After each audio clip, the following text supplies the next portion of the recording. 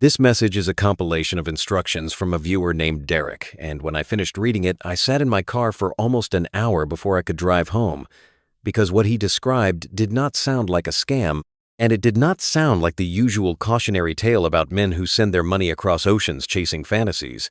It sounded like something far more complicated, far more human, and in many ways far more painful, because Derek was not a lonely fool. He was not a tourist with cash to burn.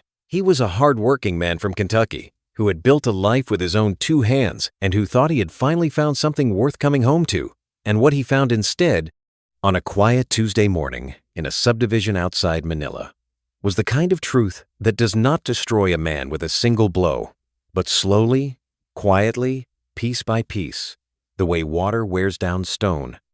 And if you stay with me until the end of this story, you will understand why a man can travel 8,000 miles with bourbon in his suitcase and love in his chest and still arrive too late. Not because he was deceived by a stranger, but because he was absent from his own marriage. My name is Derek Halloran, and before I tell you what happened to me in the Philippines, before I tell you about the motorcycle in the carport and the 2 coffee cups in the drying rack, I need you to understand something that I did not understand myself until it was almost too late.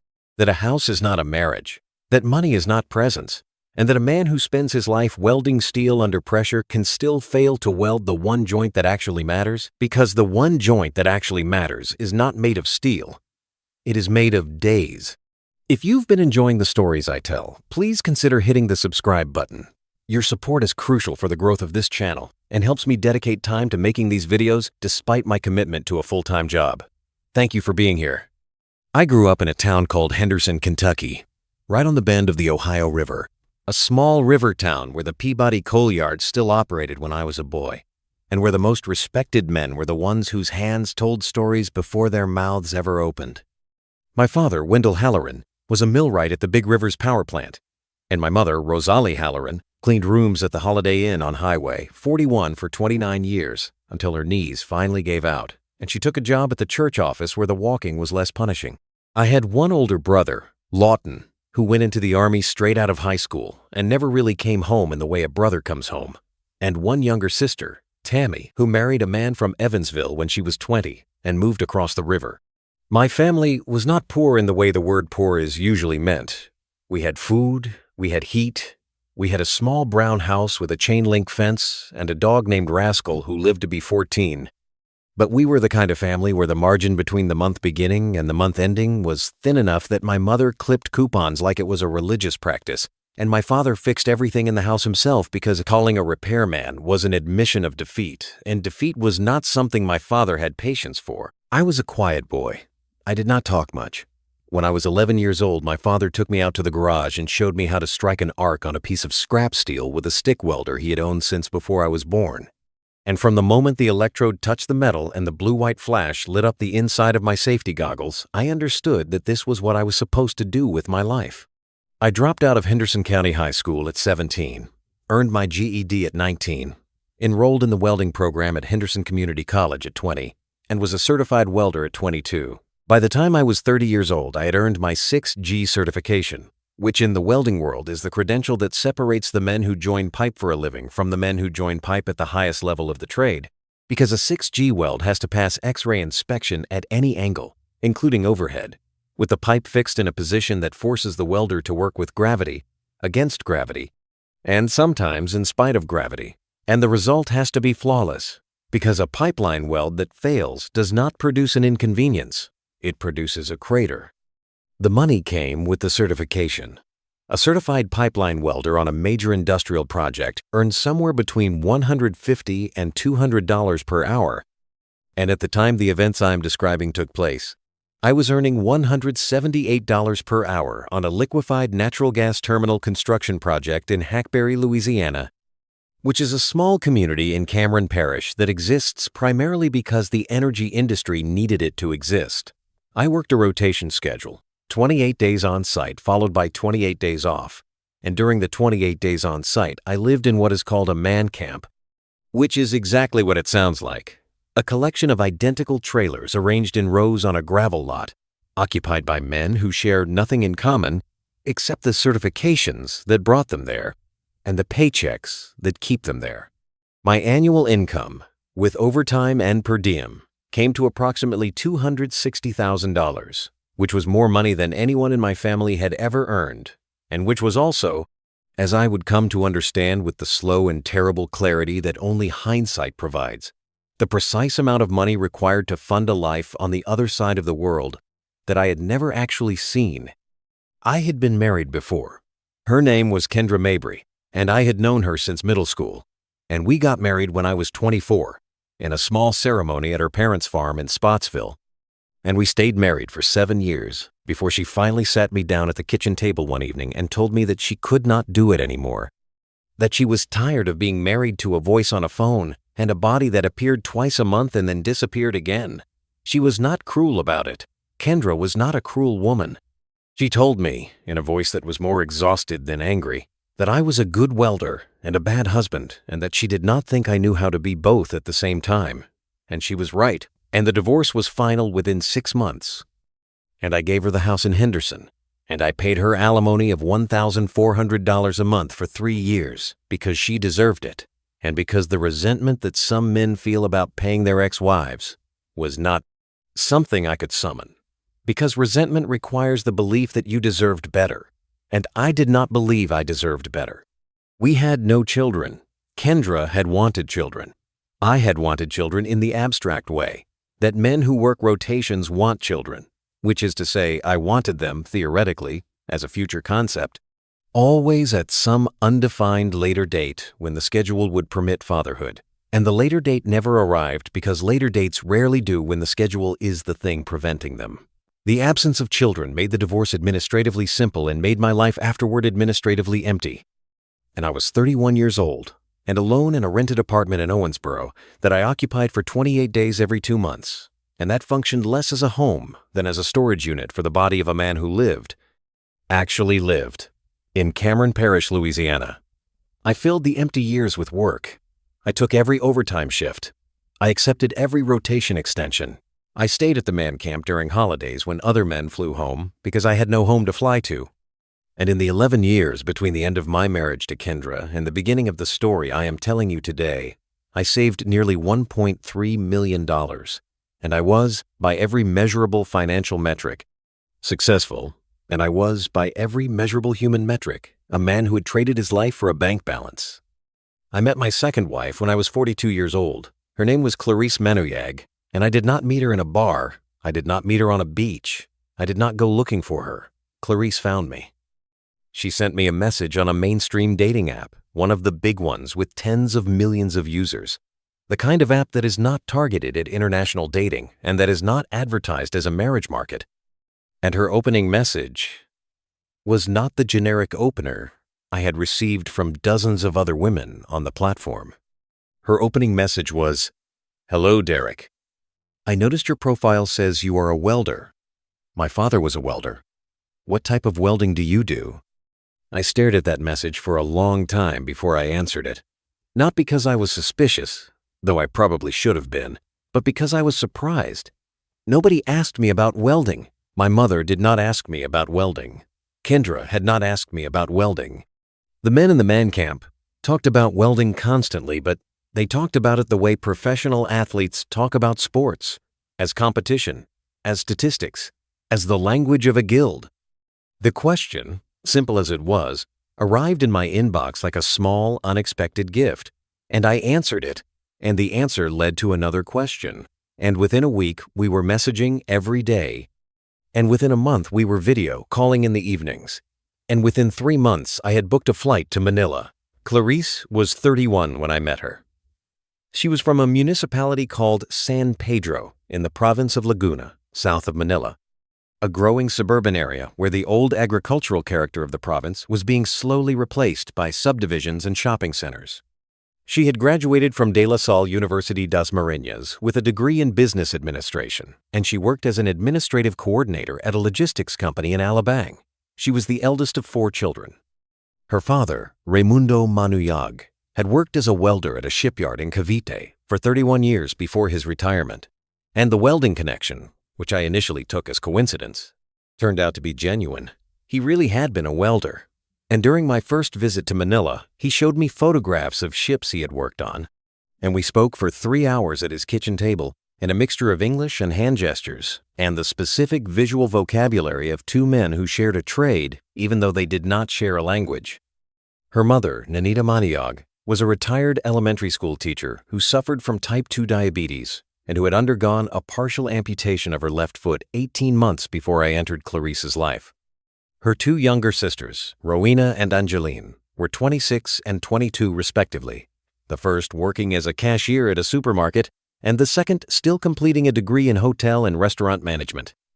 Her youngest brother, Jomari, was 19 and was, by every account his family provided, a gifted young man whose gift had not yet translated into any particular direction. She was of average height for a Filipina, with long black hair that she wore in a loose braid most days, and a smile that arrived slowly but completely, the way a sunrise arrives. She was soft-spoken. She was organized in a way I found restful. She had the specific quiet competence of a woman who had been managing other people's lives since she was old enough to be entrusted with her younger siblings' school schedules. And the management was not performative, it was structural. It was the load-bearing element of her identity. She was the eldest. The eldest managed. That was the arrangement. I proposed to Clarice during my second visit to Manila, 4 months after we had first started messaging. I proposed at a restaurant in Tagaytay, on a terrace overlooking tall volcano. She said yes. She cried. I cried, though I had not cried in 20 years and was surprised to discover that the machinery still worked. We called her parents. We called my brother Lawton, who was living in Killeen, Texas by then, and who received the news with the specific, flat intonation he used for all announcements. I flew back to Cameron Parish.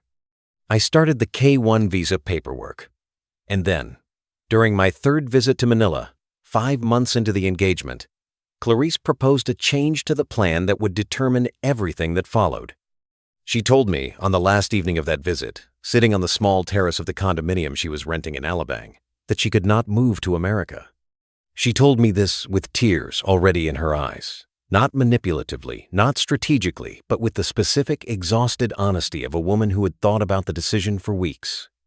She told me about her mother's amputation, and her father's emphysema, and her youngest brother's drift, and her sister Angeline's unfinished degree.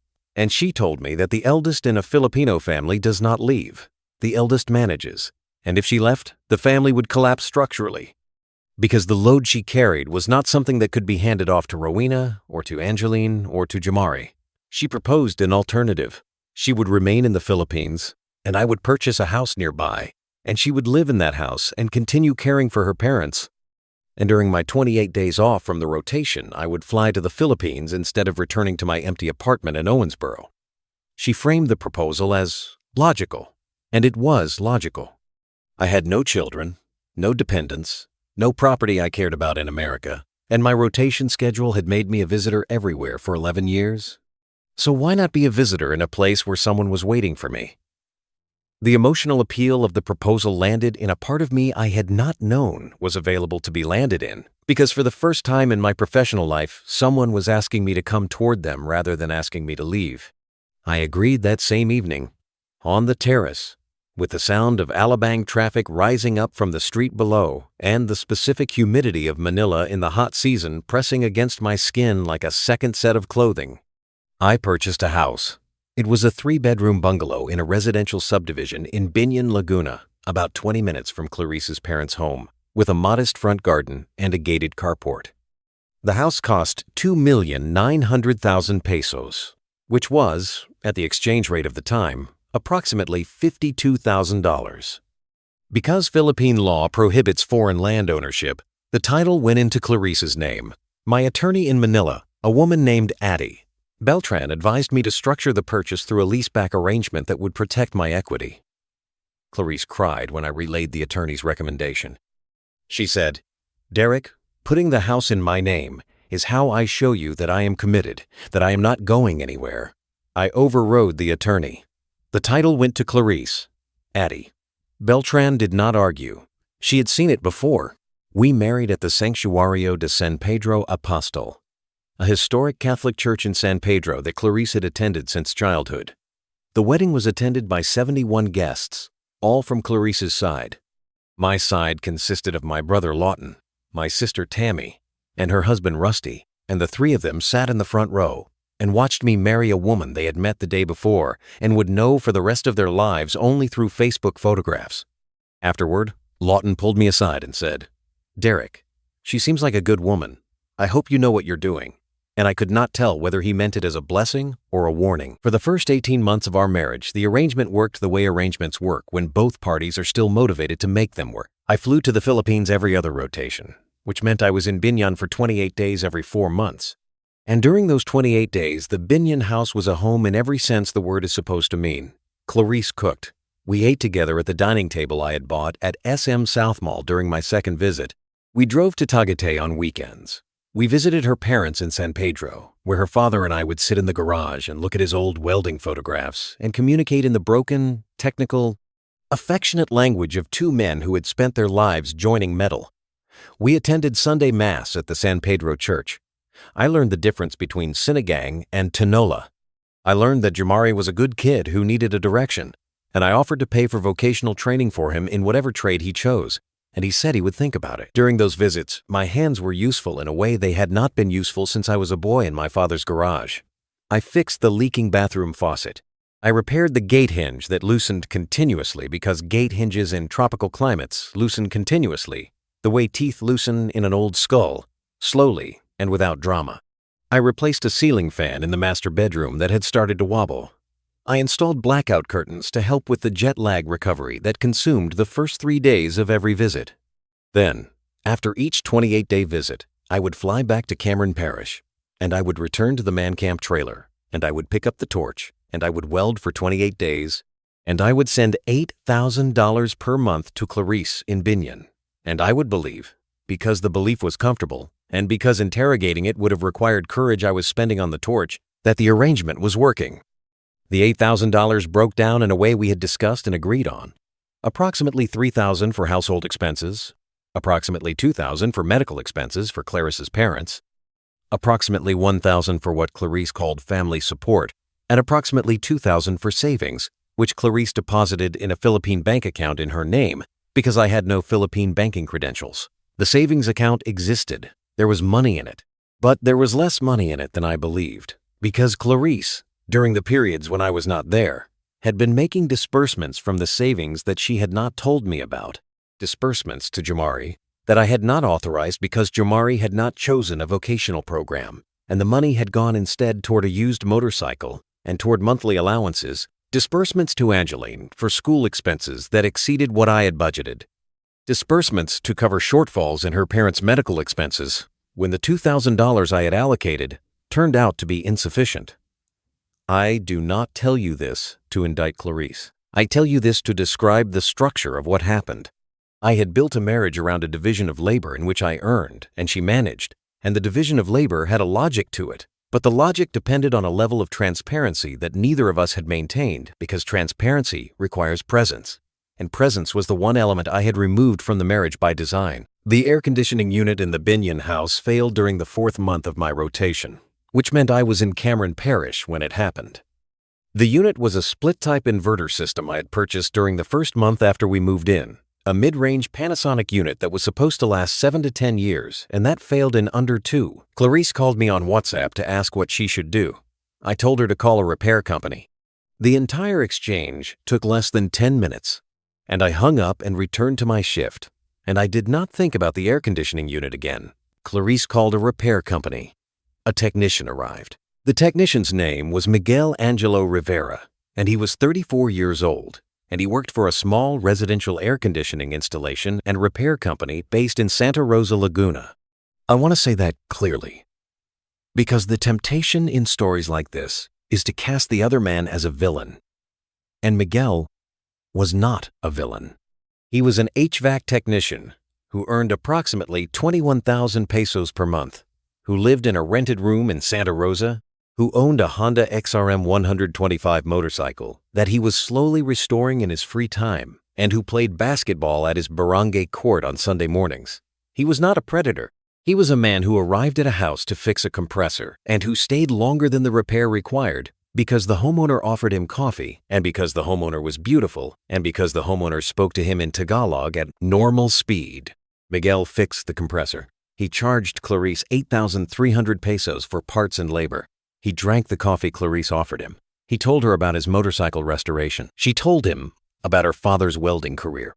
The conversation lasted 45 minutes, and it was, by Clarice's later accounting, the longest face-to-face conversation she had had with a man her own age in 4 weeks.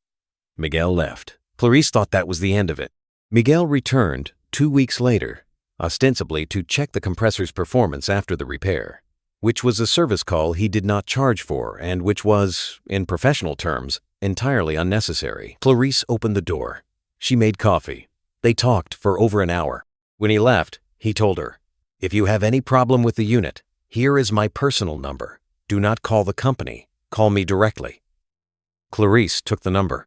The pattern that would define the next 16 months began with the specific gravitational inevitability that defines all such patterns, not through a dramatic decision, but through the absence of a decision not to. Miguel began visiting weekly, then twice a week.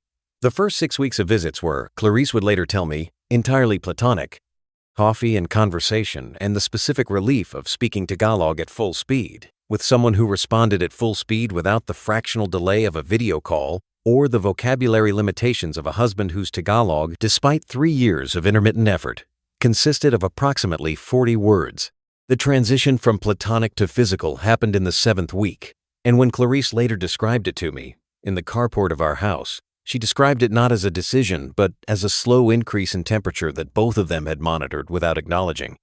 The way you monitor a room getting warmer without opening a window, because opening the window would require admitting the room was too warm. For 16 months, Miguel was present in the Binyan house during every period when I was not. He did not move in. He maintained his rented room in Santa Rosa, but he had a toothbrush in the bathroom cabinet and a pair of work shorts in the bottom drawer of the dresser, and his motorcycle was parked in the carport where I parked my rented car during my visits. He ate dinner at the house most evenings. He watched television with Clarice on the couch I had purchased at our home during my first visit. He slept in the bed I had selected, a king-size Uratex mattress I had specifically chosen during my second visit because the previous mattress had been, in my words at the time, too small for two, and the irony of that sentence would not register with me until I was sitting on a plastic chair in the carport of my own house 18 months later, with a box of Maker's Mark bourbon on my lap. The neighbors knew. In a Philippine subdivision, privacy is architectural, but not communal. The houses have walls, but the walls are thin, and the windows are open for much of the year, and the neighbors walk past the carports on their way to the sari-sari store at the end of the street. And a motorcycle parked in a carport, where a motorcycle does not belong, is information. They knew about Miguel. They knew about me. They knew my rotation schedule. They did not intervene, because disruption would have required someone to take responsibility for the disruption's consequences. And in a neighborhood where the foreigner's money funded the laundry woman's wages and the sari-sari store's best customer, the consequences of disruption were everybody's problem. The reason I came home early is the thing I still cannot think about without a specific physical sensation that starts in my chest and radiates outward into my hands. The LNG terminal project experienced a tropical storm warning in Cameron Parish that shut down outdoor operations for 72 hours. And the project superintendent offered the pipeline crew the option of extending the rotation by 3 days on the back end or departing 3 days early. Most of the crew chose the extension. I chose early departure because I had a wife I had been missing for 25 days and because I had been saving my rotation flexibility for the specific purpose of surprising her with an unscheduled visit. The surprise was the point. The surprise was, in my mind, the most romantic thing I had done since the proposal in Tagaytay, the spontaneous gesture that the rotation schedule never permitted, the deviation from the clock that would prove to Clarice, and to myself, that the marriage was more than a schedule. I booked a flight from Houston to Manila via Tokyo Narita. I did not tell Clarice. I did not tell anyone. I bought a box of Maker's Mark bourbon at the duty-free shop in Houston, because Maker's Mark is the Kentucky brand my father drank and my grandfather drank. I landed in Manila at 5:47 in the morning on a Tuesday, and I took a taxi from the airport to Binyan, a trip that took nearly 2 hours in the early morning traffic. And I arrived at the house at 7:21, and the sky was that specific pale gray that Manila has before the sun has fully committed to being the sun. The gate was unlocked. Clarice typically left it unlocked in the mornings for the laundry woman, who arrived at 7:30. I carried my suitcase through the gate. I noticed in the carport a motorcycle that did not belong to the household inventory. A Honda XRM 125, older model, partially restored, with a matte black tank that someone had painted by hand. The paint slightly uneven at the edges where the masking tape had not been applied with professional precision. I looked at the motorcycle. I did not recognize it. I filed it under the same category where I filed all minor data anomalies during my visits. Probably a neighbor's. Probably Jamari is borrowing something, and I walked toward the front door. The house was quiet. The living room was tidy. I walked into the kitchen and set down the suitcase and the box of bourbon on the counter. The kitchen showed signs of recent use. There were 2 coffee cups in the drying rack, one of the ceramic mugs I had purchased at Crate and Barrel during a layover in Los Angeles years earlier, and one of the plain white mugs Clarice kept in a cabinet above the stove. 2. I looked at the cups. I want to tell you that I understood, in that moment, what the 2 cups meant, but I did not. Or I did, and I refused to understand, which is perhaps the same thing. I walked down the hallway to the master bedroom. The door was closed. I remember thinking that Clarice was probably still asleep, that I would slip in quietly and sit on the edge of the bed and watch her wake up, that the surprise would unfold the way I had rehearsed it during the 20-hour flight. I put my hand on the door handle. I turned it. I opened the door. The bedroom was dim. The blackout curtains I had installed during my previous visit were drawn. The air conditioning unit hummed at the frequency my welder's ear recognized as functional, the unit Miguel had repaired. The unit whose repair had initiated everything. Clarice was asleep on her side, facing the window, her hair across the pillow, her body in the specific unguarded posture of deep sleep. Behind her, in the bed I had purchased, on the mattress I had selected, under the blanket I had shipped from Lazada during my previous visit, was a man. The man was also asleep. He was shirtless.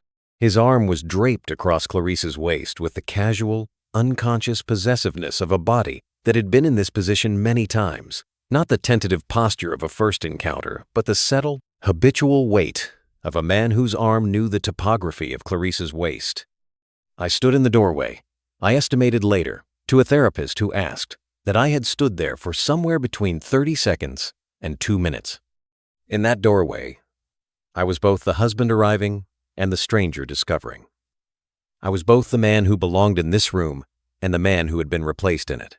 The doorway was the threshold between the marriage I had believed I had and the marriage I actually had. And the data on either side of the threshold was so different that my nervous system required a period of recalibration that felt, subjectively, like time had stopped. My hands began to shake, not my whole body, just my hands.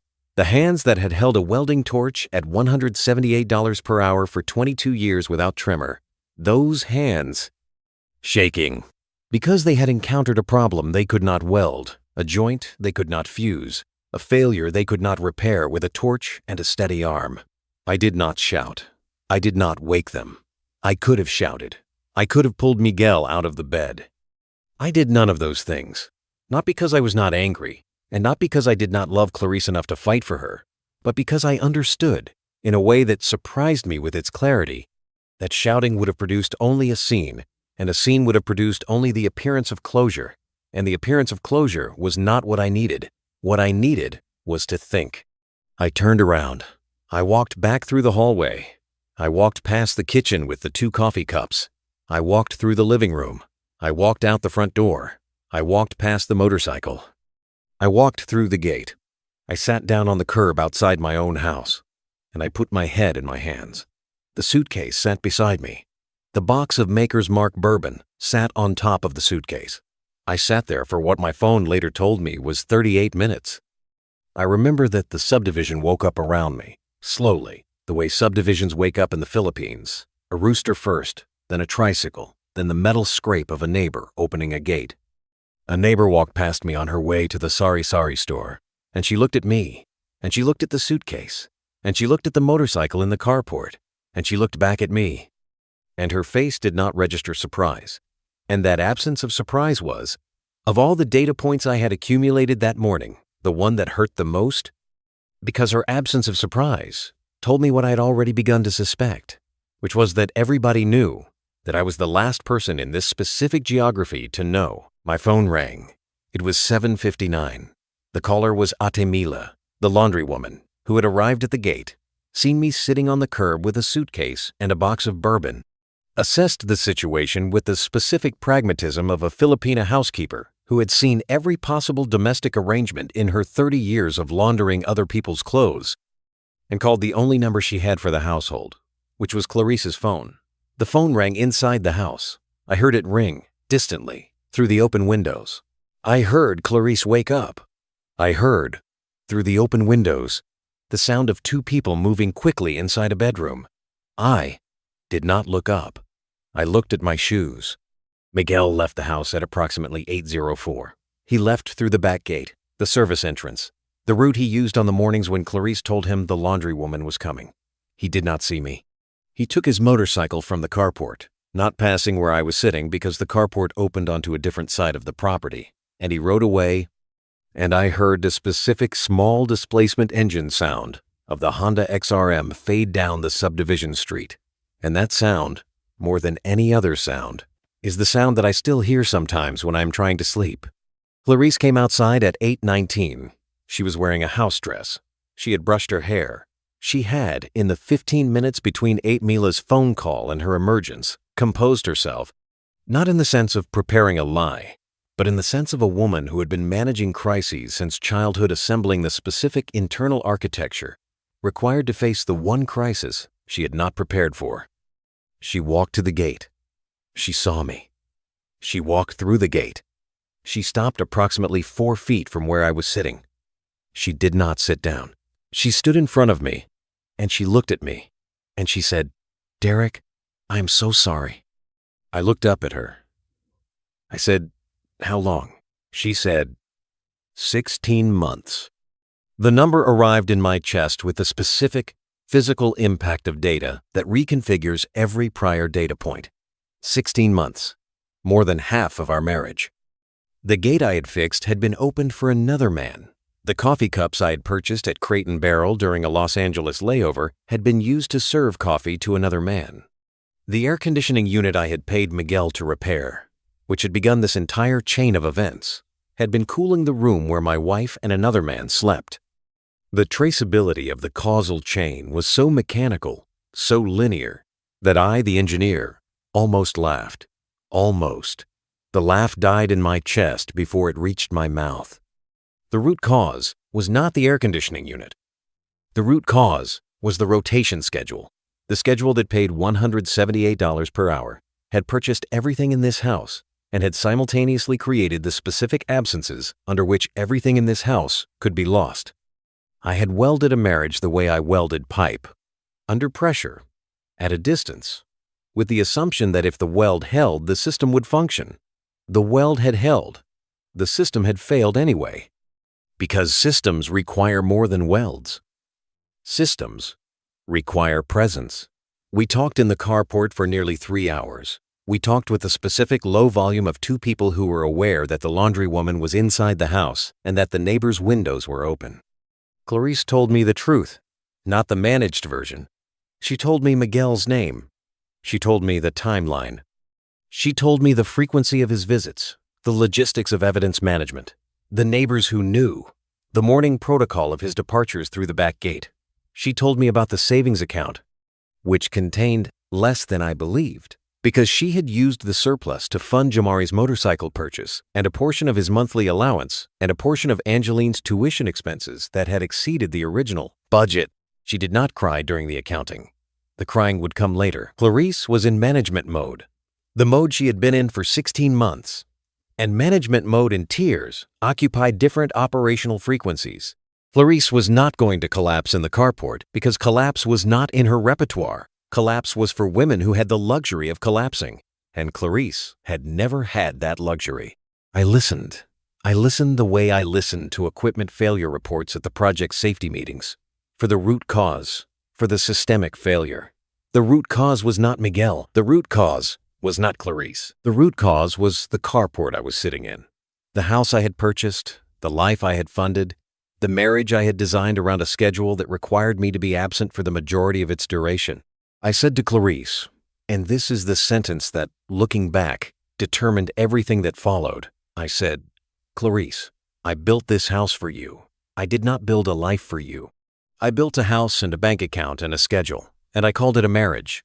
I do not know if what you did is forgivable. I do not know if I am going to forgive it, but I know this. I welded the pipe, and I did not check the system. And when you do not check the system fails.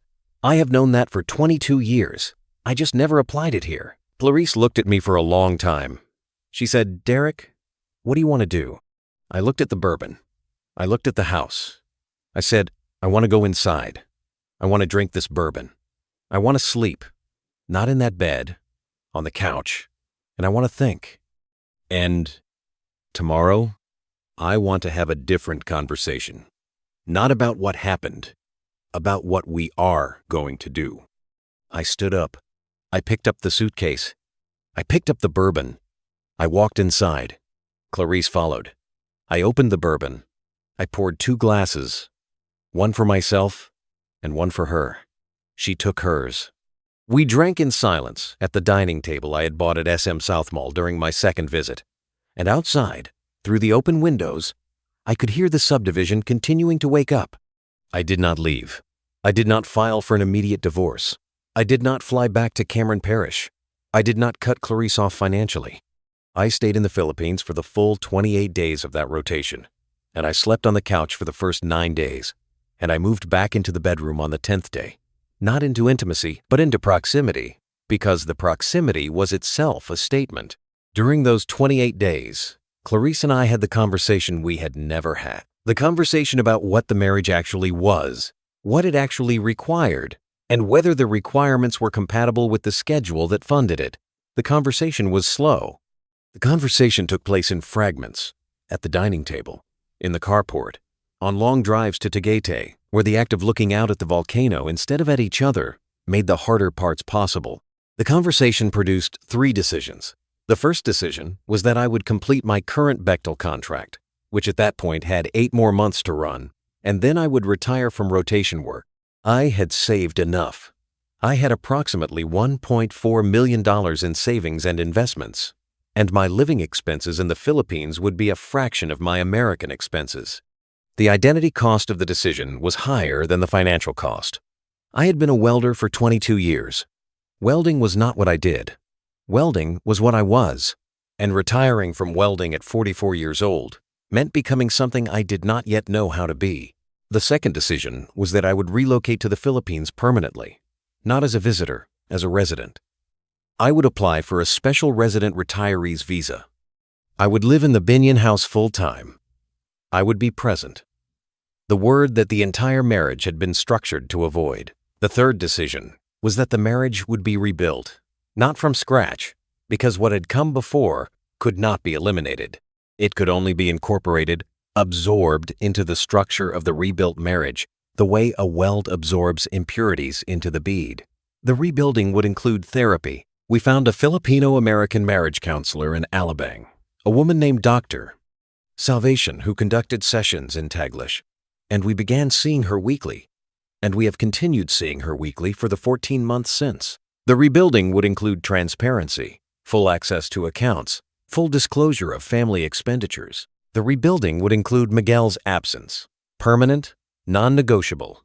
I would also learn to live in the Philippines, not as an expatriate, not as a retiree counting days until the next Costco run, but as a resident. I would learn Tagalog, and I enrolled in a language school in Binyan that offered intermediate adult classes. I would join the community, and I began volunteering with a Gawad Kalinga home building project in Laguna, because I am a man who needs to build things. And building things for people who will live in them is the only antidote I have found to spending 22 years building things for money. I completed my Bechtel contract. I finished the LNG terminal. I took my last shift in Cameron Parish on a Thursday in November, and I flew home to the Philippines on a Saturday, and I have not picked up a welding torch in the 14 months since, which is the longest I have gone without welding since I was 20 years old. My hands now hold different things. A Tagalog textbook. I am at an intermediate level now, sufficient to argue with taxi drivers and insufficient to understand my mother-in-law's gossip, which Clarice says is fine, because the gossip is mostly about me anyway.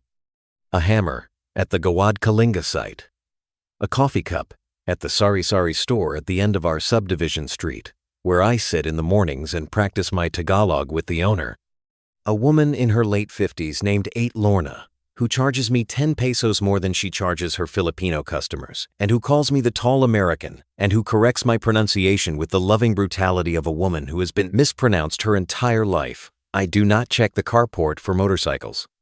The carport contains my car, a Toyota Innova I purchased for family use, and the stack of plastic chairs that are now deployed every Sunday for the family lunch that I have made a standing fixture. Clarice's parents, Rowena, Angeline, who completed her degree and now works at a hotel in Manila.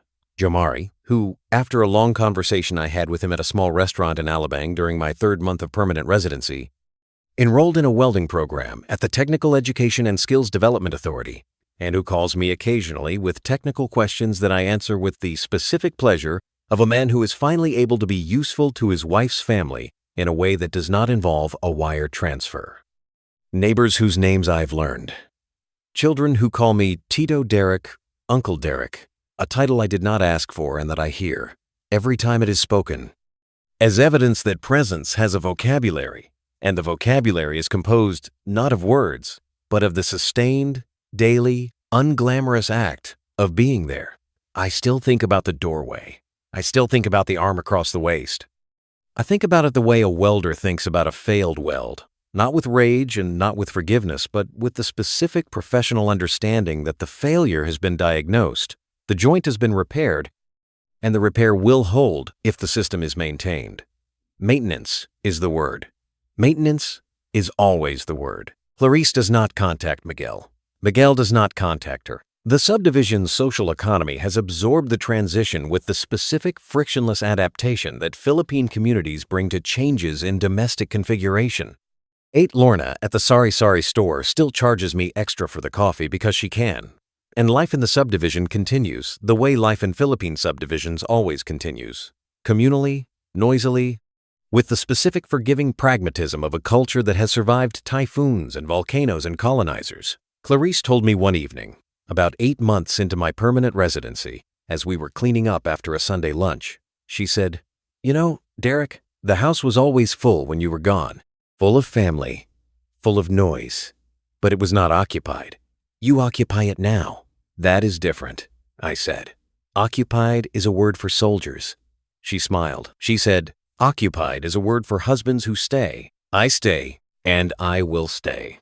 And if you are watching this video because you are a man in a marriage that you have been conducting by wire transfer from a distant work site, or if you are a man who is considering such a marriage because the economics are favorable and the schedule can be engineered, I want you to hear me clearly. A house is not a marriage. Money is not presence. And the weld you cannot make from 8,000 miles away is the only weld that actually determines whether the joint holds. You can build a house from the other side of the world. You can furnish it, maintain it, fund it, and fill it with everything money can buy. But you cannot live in it from the other side of the world. And a house that is not lived in is not a home. It is a structure. And structures, without maintenance, develop vacancies. And vacancies are filled, not by villains, not by predators, by the person who is there, the person who arrives when the compressor breaks, the person who stays for coffee, the person whose arm fits across the waist because the arm that should be there is welding pipe in Louisiana or Alberta or the North Sea. The hourly rate is not the marriage. The hourly rate is the structure. The marriage is the maintenance. And the maintenance is not something you can pay someone else to do. It is the one thing that costs nothing per hour, and that costs everything if you neglect it. It is showing up, and staying, and staying, and staying. My name is Derek Halloran. I live in Binyan, Laguna. I do not weld anymore. I am still married. I am learning, still, what that means. If this story reached you, if it made you think about a marriage you are conducting at a distance, or a marriage you are considering conducting at a distance, please leave a comment below and let me know where you are watching from, because I read every single one. If you believe in what I am doing on this channel, please subscribe and stay with me for the next case. And if you are sitting in a man camp somewhere tonight, watching this on a phone while your wife sleeps in a bed on the other side of an ocean, please call her, not to check, to talk, just to talk. Because the difference between the marriage you have and the marriage you are going to lose is sometimes just a phone call.